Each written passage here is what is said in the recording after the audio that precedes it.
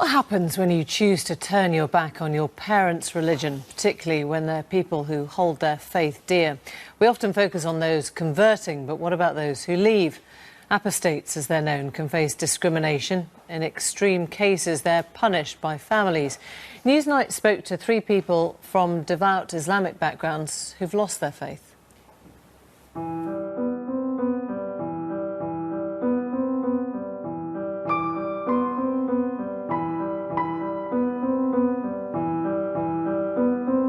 These pictures are the only pictures I have of my early childhood.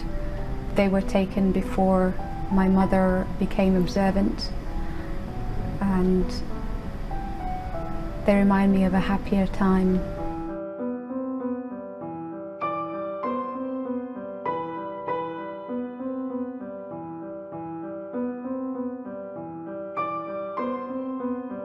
When you have to lie as much as you do, it's like when you're not a believer amongst the believers. It's really, it just drains you. It drains you in every single way possible.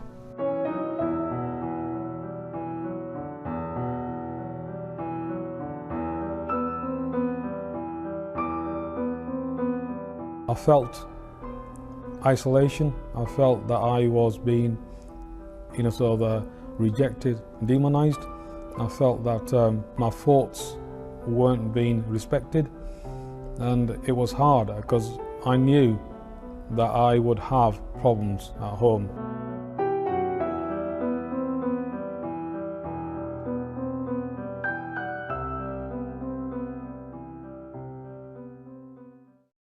I just prayed, please, don't let me lose my faith.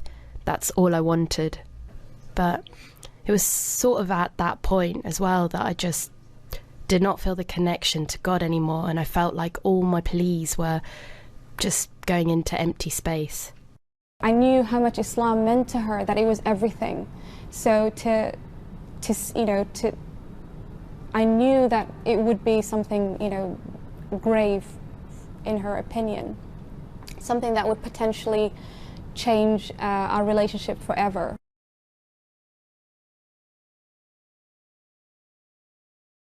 I was run about 15 years old plus, that I told them, and they didn't receive that well. I got abuse from my mum, swearing at me, telling me that Allah would be angry with me and that I will, bring a curse upon the family.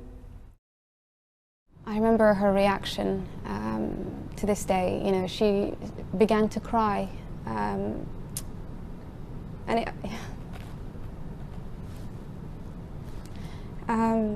was upsetting because, as a child, being the oldest child, I was always a source of pride for my mum.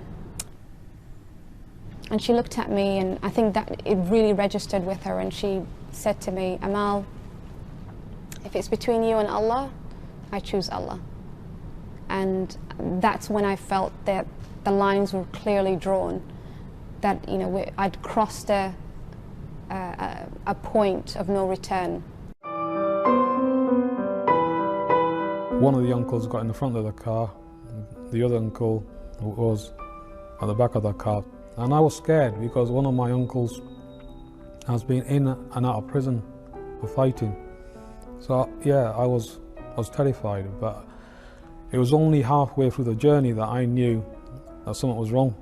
It was only when I got to the airport that I found out that I was due on a flight there to Pakistan, and I was threatened either I get on the flight or he would, beat the hell out of me. And why did they want to take you back to Pakistan? I suppose in their eyes I was out of control. I don't even want to think about the possibility of what would happen if they found out. I'm just too scared.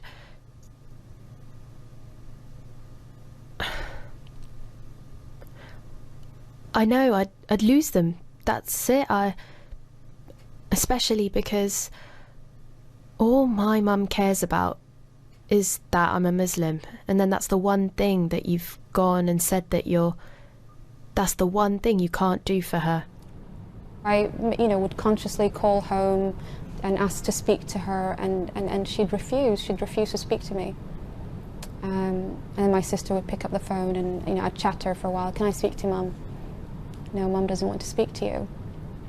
So yeah, I remember that. And I remember my mum. Actually, I remember a time where like sort of a moment when I really felt pretty awful about what I was putting my mum through.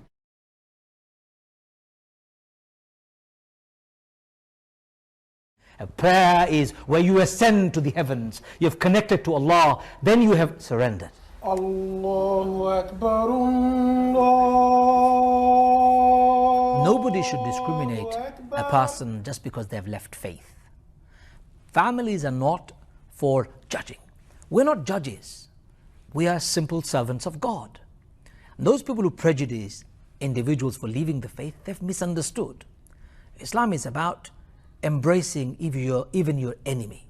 Islam is about teaching those who may not have learned the faith properly. Islam is about sharing the goodness of the faith.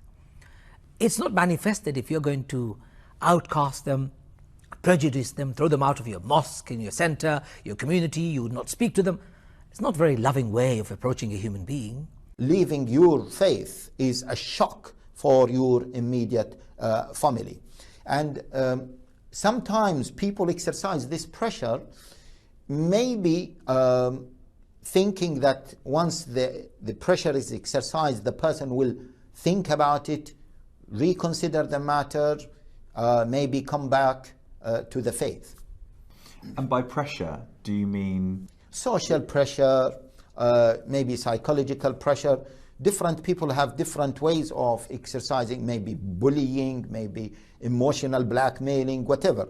Different people from different faiths exercise different ways. And but you think that's wrong? Not in all cases, not all types of pressure. I'm one person against many, and I'm the one within that world that is completely wrong. I've turned into the enemy, so I'm not just going to risk and go into that battle for no reason. If we understand Islam as a comprehensive way of life, which is, then of course leaving Islam will change everything. And as I told you, it includes changing the political allegiance, the social life. So it is treachery to Islam. If he has committed that, then in an Islamic state before an Islamic court, it is like the punishment of treason, because it is treason. And that punishment is? As you know, okay, is a capital punishment.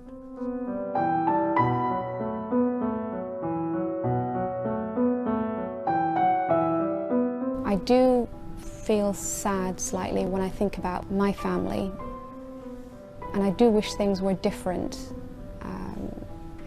but I'm very happy in my life.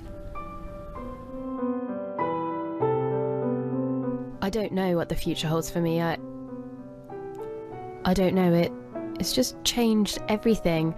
You don't know how you're going to do anything anymore, and everything you do is going to be completely on your own.